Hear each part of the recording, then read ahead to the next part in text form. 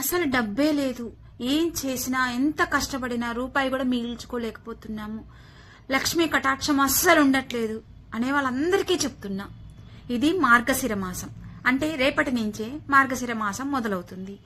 మొదటి గురువారము మహాలక్ష్మి అమ్మవారిని నిష్టగా పూజించి, ఎన్ని గురువారాలు? 5 గురువారాలు, అంటే 4 గురువారాలు వస్తుంది, పైయొచ్చు నెల కూడా ఒక గురువారం వస్తుంది.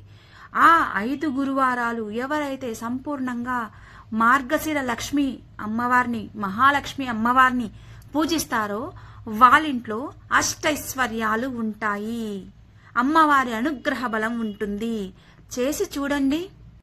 అది ఎలా చేయాలో ఏమిటో నా వీడియోలో ఉంది, తప్పకుండా వినండి.